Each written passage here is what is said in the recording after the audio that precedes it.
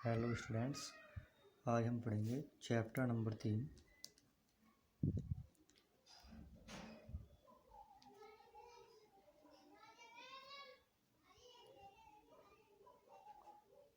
जो specially UP board के students के लिए है। इसमें लगभग हमारा 5 से 6 नंबर का क्वेश्चन अटैम्प्ट होता है।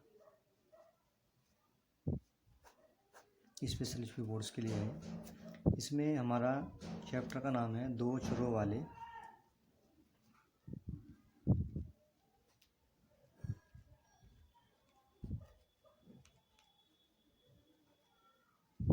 रैखिक समीकरण।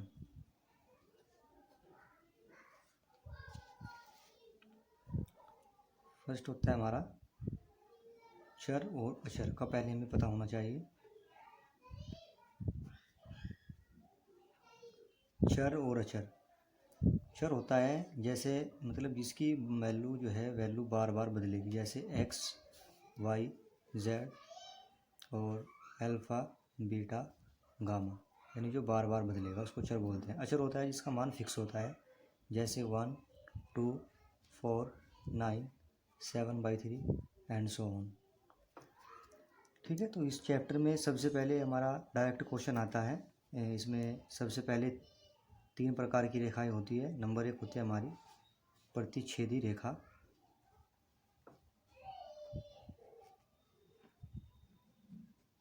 प्रतिच्छेदी रेखाएं है ना। प्रतिच्छेदी रेखाएं किसको बोलते हैं? प्रतिच्छेदी रेखाएं हमारी वो रेखाएं होती हैं, यानी ऐसी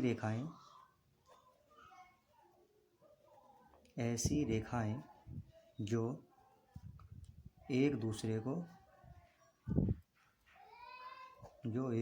को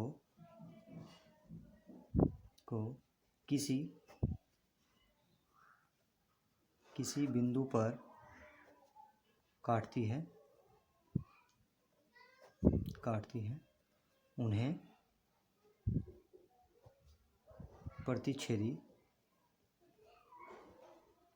प्रतिच्छेदी रेखाएं कहते हैं। क्या होती है? प्रतिच्छेदी रेखाएं ऐसी रेखाएं जो एक दूसरे को किसी बिंदु पर काटती है अर्थात प्रतिच्छेद करती है, उन्हें प्रतिच्छेदी रेखाएं कहते हैं।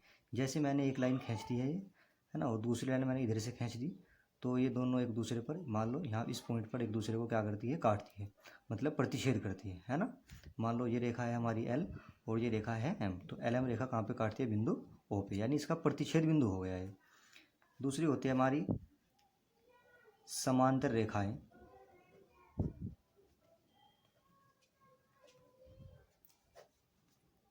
ये फर्स्ट लाइन थी हमारी प्रतिच्छेदी। दूसरी होती है हमारी समांतर रेखाएं, यानी ऐसी रेखाएं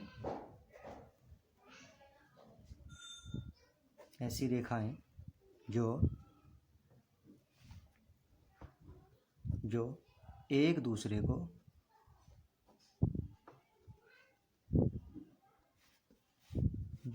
दूसरे को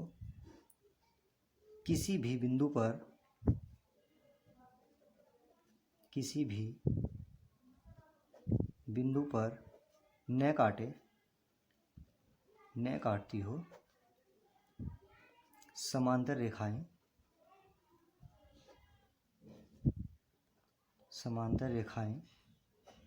कहलाती है।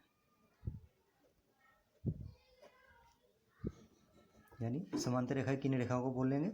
ऐसी रेखाएं जो एक दूसरे को किसी भी बिंदु पर न काटती हैं, समांतर रेखाएं कहलाती हैं, यानी स्ट्रेट लाइन, सीधी लाइन बिल्कुल। जैसे एक रेखा मैंने ये खींच दी और दूसरी लाइन मैंने ये खींच दी।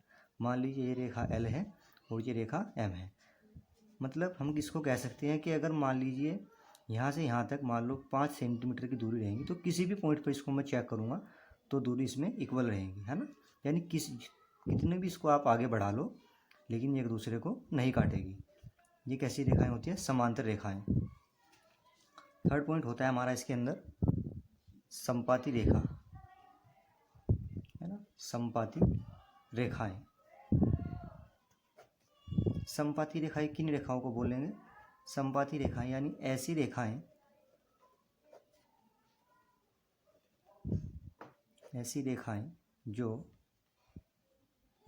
जो जो एक दूसरे को अनेक बिंदुओं पर काटती हैं,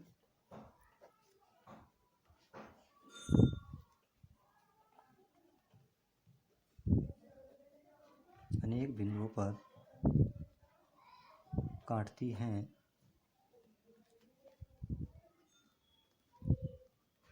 संपाती रेखाएं कहते हैं। ठीक है, इसमें जैसे मान लीजिए मैंने एक लाइन खींच दी है, ये रेखा एल है, और ठीक इसके ऊपर मैं एक रेखा और खींच देता हूँ।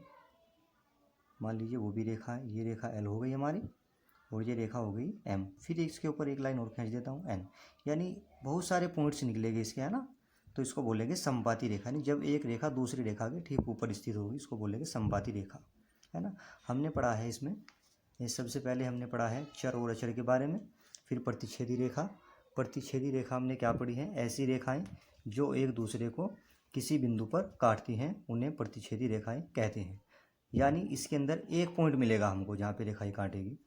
फिर होता है समांतर रेखाएं, यानी ऐसी रेखाएं जो एक दूसरे को किसी भी बिंदु पर न काटती हो, समांतर रेखाएं कहलाती हैं।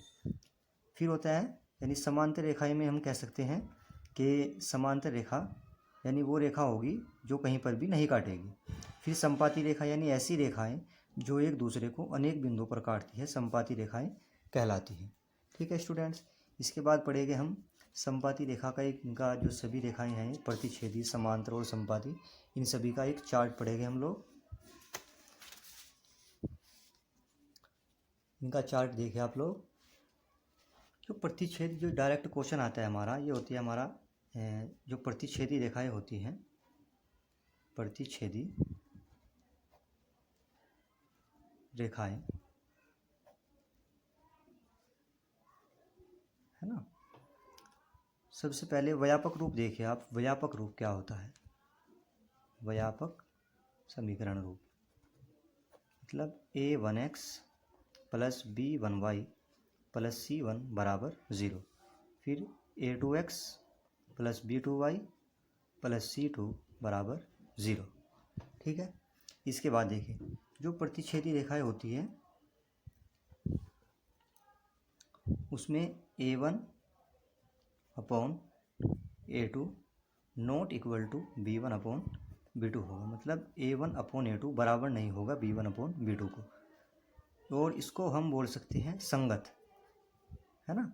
और हमने प्रतिच्छेदी रेखा में पढ़ा था कि प्रतिच्छेदी रेखा में, क्योंकि रेखा हमारा एक ही बार काट रही थी, ठीक है ना, ये पढ़ा था हमने प्रतिच्छेदी रेखा के बारे में कि प्रतिच्छेदी रेखा हमारी एक ही पॉइंट पे काट रही थी, यानी इसका एक अद्वितीय हल होगा। यदि हल पूछता है तो प्रतिच्छेदी रेखा के कितने हल होंगे, एक अद्वितीय हल होगा। सेकंड पॉइंट था हमारा समांतर रेखा।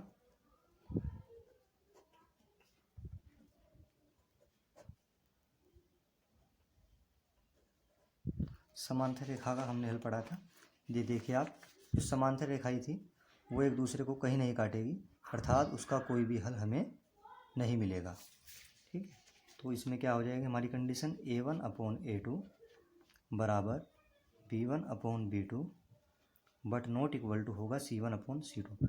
मतलब पहले दो मान तो हमारे बराबर होंगे, a1 upon a2 b1 upon b2, a1 upon a2 b1 upon b2, ये तो बराबर हो गए।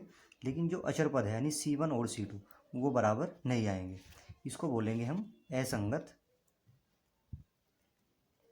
असंगत।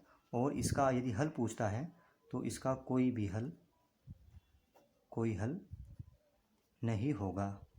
ठीक है, दो क्लियर हो गई। प्रतिच्छेदी में a1 अपॉन a2 बराबर नहीं होगा b1 अपॉन b2 के, इसको संगत कह सकते हैं हम, और इसका एक अद्वितीय हल होगा। समांतर रेखा में a1 अपॉन a2 बराबर होगा b1 अपॉन b2, मतलब x और जो y के कोफिशिएंट है, गुणांक है, वो तो बराबर हो गए, मतलब उनकी रेशो बराबर होगी, है ना, रेशो बराबर होगी। लेकिन c1 अपॉन c2 यानी जो अचर वैल्यू है वो हमारी बराबर नहीं होगी। तीसरा पॉइंट था हमारा समपाती रेखाएं, समपाती रेखाएं। समपाती रेखाओं में हमने क्या पढ़ा है कि समपाती रेखाएं में हमारे जो है A1/A2 बराबर होगा B1/B2 और बराबर होगा C1/C2। मतलब हम कह सकते हैं कि हमारे सभी कोफिशिएंट इसमें क्या होंगे, सभी का जो कोफिशिएंट होगा उनका रेशो क्या होगा, इक्वल होगा। इसका नाम होता है संगत। यदि संगत असंगत पूछता है तो ये संगत, ये असंगत, ये संगत, है ना। संगत असंगत पहचान कर लेंगे हम। इसके बाद यदि हल पूछता है तो हल में क्या पढ़ा था हमने कि इसके अनेक हल होंगे, ठीक है, इसके होंगे अनेक हल।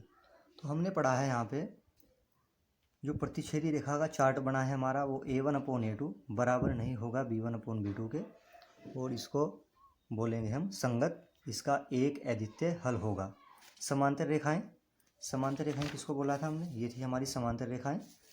तो A1/A2 बराबर होगा B1/B2 but not equal to C1/C2, यानी A1/A2 बराबर है B1/B2, बराबर नहीं होता है C1/C2। दो बराबर होगी, तीसरी बराबर नहीं होगी। ये होता है असंगत